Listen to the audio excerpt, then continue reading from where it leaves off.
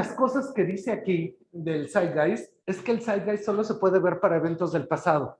Y eso es absolutamente cierto para la generalidad de la gente. Entonces nosotros tenemos el siguiente problema. En los años 50, no, eso fueron los 40, qué cabrón. Entonces, los años 50 es 1 o'clock, 2 o'clock, 3 o'clock rock, 1, 6, 7 o'clock, 7 o'clock rock. Y se imaginan muy bien cómo se viste la gente, ¿sabes? Los años 60, entonces, na, na, na, na, na, na, na, na, na, na, and the sky is gray, and the sky is gray. Entonces ya soy hippie, ¿sabes?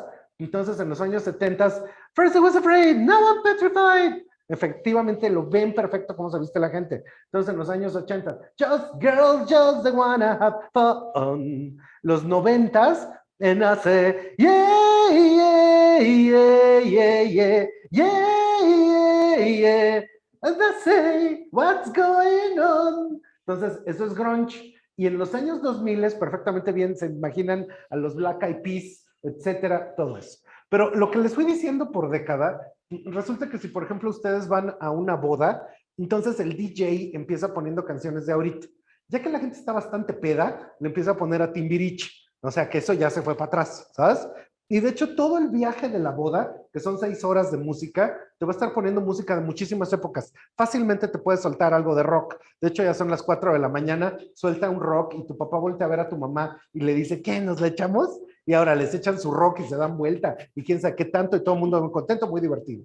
Si en cierto momento el DJ parara y pusiera tatará, tatará, tatatara, tatatara, tatatara, entonces esto que acabo de decir es la canción más exitosa de los años 40, pero en el momento en que alguien te suelta algo de los años 40, tú dices, ay, ojón, ¿qué pasó? Eso sí, yo no te lo entiendo. ¿Quién sabe qué está sonando? Entonces, resulta que hay un corte cultural donde de plano ya no entendiste.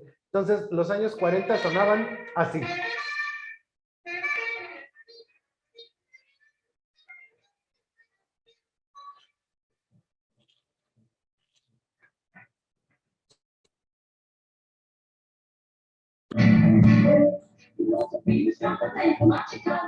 A mí sí me gusta, pero no sé qué verdad. ¿Sabes? De hecho, eso que se está yendo a los años 40, los años 40 están aquí. Más o menos el Zeitgeist llega como hasta hace 50. O sea, más de 50 años. ¿Qué madres es eso? Ya está muy raro.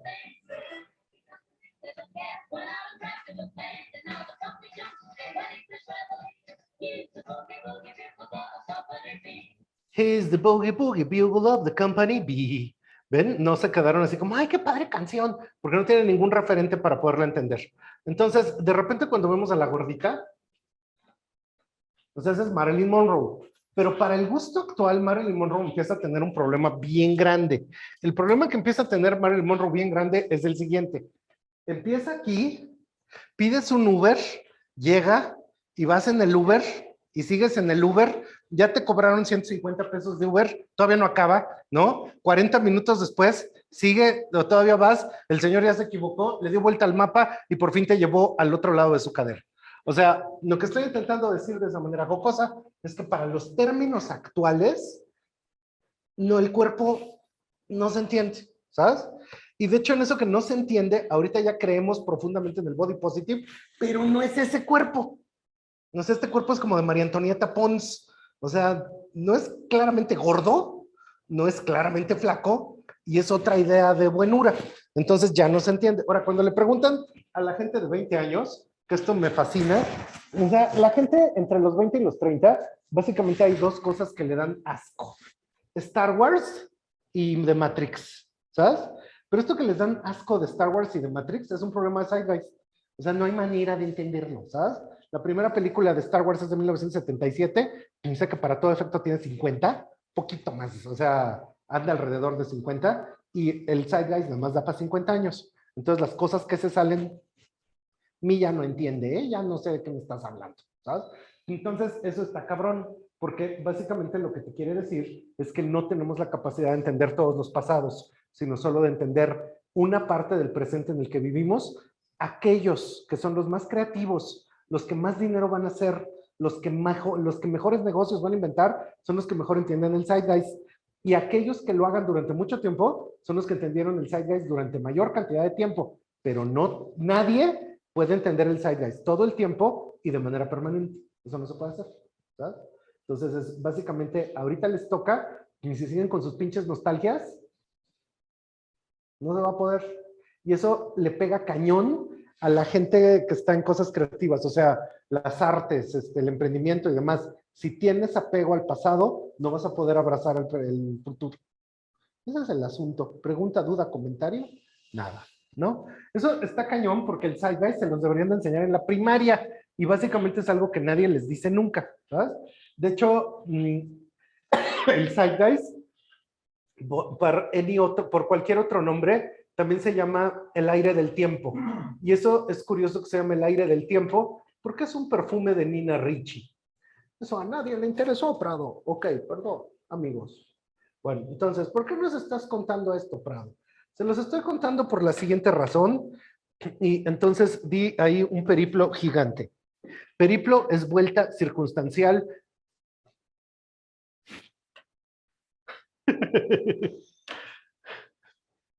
Es que en la semana una de las cosas horribles que me pasaron es que para un cliente tuve que leer el 55% del diccionario de la Real Academia.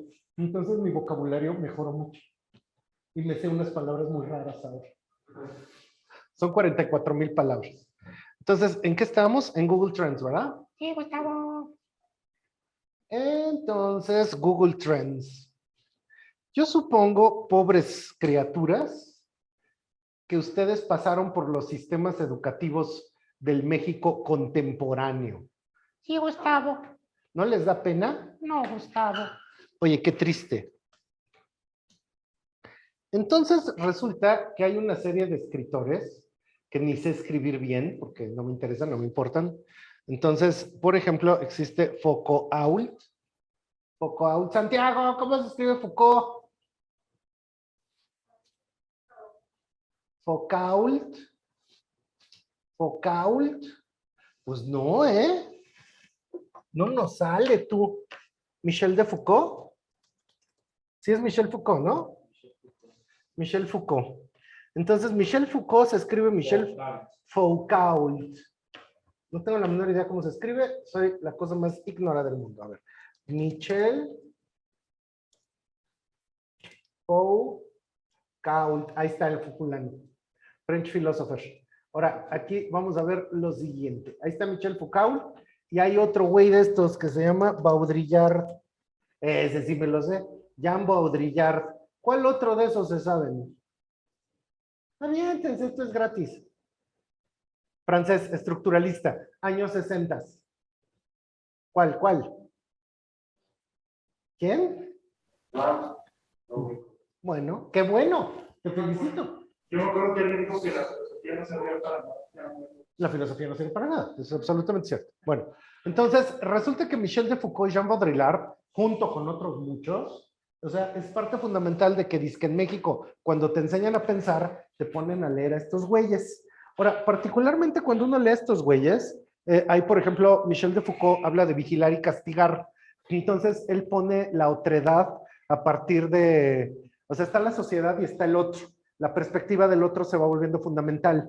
De hecho, ahorita en el campo de los estudios posthumanos, que los estudios posthumanos es después del humanismo del siglo XIX y XX, los estudios posthumanos ahorita están hablando de interseccionalidad y básicamente es trasladar, para que me entiendan en una sola idea, que no va a ser políticamente correcta la descripción, pero así es, trasladar del pensamiento del hombre blanco occidental al pensamiento de la mujer negra lesbiana. O sea, ya no va a ser esto del patriarcado, sino va a ser la periferia desde donde vemos las cosas, lo cual también es muy problemático porque qué periferia y desde dónde. Pero bueno, el asunto es el siguiente. Como ustedes pueden ver, en el planeta Tierra entero, Michel de Foucault y Baudrillard van en caída libre. O sea, ¿sabes? Entonces, en esto que van de caída libre, hay países donde lo siguen viendo y donde tienen muchísimo interés en Michel de Foucault. Puerto Rico, Bolivia, Costa Rica, Egipto. Ahora, en eso que está ahí Bolivia, resulta que mientras más jodido sea el país, más sigue pensando en los años 60, ¿sabes? Entonces, normalmente esos países piensan mucho en estos pensadores del pasado. Y particularmente, ahí está Michel de Foucault, fíjate qué interesante. Esta es América. This is America. This is America. Ok, ya nadie entendió mi comentario sidegaysoso porque fue de hace 2 años o 3. ¿Hace cuántos años fue? This is America. Como 3. ¡Puta madre! Argentina, 93%, casi 100% de la gente. O sea, en todas las escuelas les enseñan a Michel de Foucault, ¿sabes? Argentina tiene un problema gigante que también está pasando en México. La gente va a licenciaturas en humanidades y lo que más arroja de profesionales Argentina es psicólogos. Ahora, un país que tiene más psicólogos que ingenieros debería de ir el psicólogo, ¿sabes? Entonces, eso que acabo yo de decir es de Andrés Roemer en un libro que dice Basta de historias, las claves de por qué América Latina no puede tener innovación. Y él mismo cuenta ahí que de hecho, haz de cuenta que hay una feria de ciencias de prepas en cualquier lugar del mundo, o sea, se junta gente de prepa de todo el planeta y llevan robots y llevan proyectos genómicos, etcétera, y llega Argentina, Venezuela, Bolivia y México y es, yo hice un ensayo acerca del poder de la historia. Nuestros conquistadores, desde Simón Bolívar, nuestros héroes, nuestros próceres, etcétera. México, país de las montañas. O sea, nosotros nomás estamos hablando de humanidades. Y las humanidades, sorry, pero no sirven para poder tener un pensamiento para adelante. O sea, yo soy antihumanidades. Yo creo que las humanidades no sirven, que deberían estar prohibidas, y yo estudié puras humanidades. ¿Sabes? O sea, tengo licenciatura, maestría, etcétera, en humanidades. No creo en esas cosas, parecen supersticiones de gente ignorante. ¿Tú también vienes de eso? ¿Un abrazo? Órale. Entonces, ahí está con 93%. Aquí está con 35% Michel de Foucault y, puta, Colombia 68%. Ahora, vámonos a ver en Francia, ¿cómo anda? En Francia en 34% y en Inglaterra en 23%. ¿Sabes? Ahora, ustedes están pensando, bueno, ¿y eso qué tiene que ver y a quién le importa? Órale, tu otro mono, Jean Baudrillard. Ahora, Baudrillard anda de las de acá. 52 en México y en la Argentina 51 más o menos. En Estados Unidos 32. Ahora, esto que les estoy contando, que parece que no es importante, resulta que tiene un alto grado de importancia por la siguiente razón. A toda persona que estudia, esto por ejemplo era bien curioso. Yo me alejé corriendo y de hecho estoy, first I was afraid, now I'm petrified. Los sistemas educativos en arte, en los años 80 te enseñaban a dibujar, pintar, a hacer escultura, etc. A partir de los 90 se volvieron conceptuales. Entonces, la FAD, la San Carlos y la Esmeralda, básicamente se volvieron escuelas de filosofía, donde en vez de hacer pintura, hacías ensayos, particularmente a partir de Baudrillard, Foucault, etcétera, etcétera, etcétera, etcétera. Eso empezó a pasar en los 2000 con las escuelas de diseño. Y en las escuelas de diseño empezaron a hacer más ensayos que productos de diseño, lo cual es una pendejada. En el planeta no pasó. O sea, si tú estudias arte o diseño en Inglaterra, haces productos. ¿Cuántos ensayos haces? Ninguno. ¿Pero cómo conceptualizan? Conceptualizan del objeto a partir del objeto, no a partir del ensayo en el objeto. Pero como esto que decía Andrés Roemer, tenemos tal producción de gente que estudia humanidades que las vas a tener que meter en todo para que trabajen, porque si no tienen trabajo, pues va a haber una revolución. Entonces, en las escuelas de diseño, el 30% de la planta docente van a ser filósofos, y en las escuelas de lo que sea van a ser, nomás estorban. Entonces, ese es el asunto. No me da miedo decirlo, me da orgullo decirlo. Ahora, resulta que aquí tenemos un problema fundamental. Resulta que casi que el que primero que empezó a ver cómo funciona México es Octavio Paz.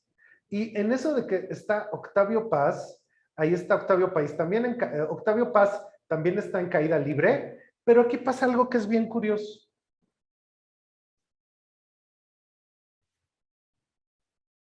Octavio Paz es premio Nobel, es un fenómeno local y de hecho nadie debería estar leyendo a Baudrillard, nadie debería estar leyendo a Foucault, todos deberían estar leyendo a Octavio Paz, porque Octavio Paz entendió lo que entendió Foucault de su sociedad en su contexto, pero él lo entendió de la sociedad mexicana. Entonces, por supuesto, ya se murió hace mucho tiempo Octavio Paz, su zeitgeist ya no funciona tanto, pero lo entendió desde México. Y entonces él básicamente entiende como que por qué somos como somos. Y en ese sentido hay un montón de estudiosos que están pensando cómo es el alma mexicana, y entonces empieza en Octavio Paz, pero está Samuel Ramos, pero también al mismo tiempo está, por ejemplo, en el mundo actual, Heriberto Yepes. Y en eso, por ejemplo, Octavio Paz decía que México son 3 Méxicos. El México del centro, que es un México de humo y mentiras, que en el espejo de obsidiana nos vemos en nuestro reflejo infinitamente corruptos e infinitamente mentirosos. El México del norte es la locomotora, lo que va hacia adelante, que produce, etcétera. Y el México del sur es el México mágico, el atraso, etcétera. Cosas que siguen pretty much, funcionan todavía, ¿sabes? Entonces ahí hay muchos laberintos que solo en la soledad de paz podemos encontrar quiénes somos. Y parte fundamental del estudio de tendencias en México, aquí, es entender qué es México. O sea, a mí qué me importa que el millennial americano se comporte, no me importa, no me interesa. Y que las cuestiones de género en Europa, no me importa, no me interesa. Yo trabajo aquí, yo vivo aquí, tengo que explicar el aquí. Entonces, si me quiero explicar el aquí, lo tengo que ver a partir de las herramientas que yo tengo aquí, ¿sabes? Entonces, queda por un lado. Ahora, resulta que en México nadie lee a Octavio Paz. Yo en su momento, en mi juventud, yo solito me lo puse de tarea y yo solito lo leí y me parece absolutamente deslumbrante. Octavio Paz decía que el que de joven no es de izquierda no tiene corazón. Yo nunca fui de izquierda. Y que el que de viejo, el que de viejo sigue siendo de izquierda no tenía cerebro. Y de hecho él hizo un paso muy raro en el cual es súper izquierdista de joven y al final de su vida era de derechas. Entonces, eso es muy curioso porque precisamente ahorita eso estamos viviendo. Estamos viviendo una vuelta a una disque izquierda que no funciona en un mundo en el que básicamente la idea de las derechas fue lo que le dio esa cantidad de riqueza a esa cantidad de personas. Se llama la anomalía, que probablemente a ustedes no se los deje ver. No les he explicado la anomalía, luego se las explico. Ahí está en el camerino. De hecho, está aquí junto, se está peinando. Ahorita ya casi. No es cierto, faltan semanas, pero bueno. Y a lo mejor ni me acuerdo.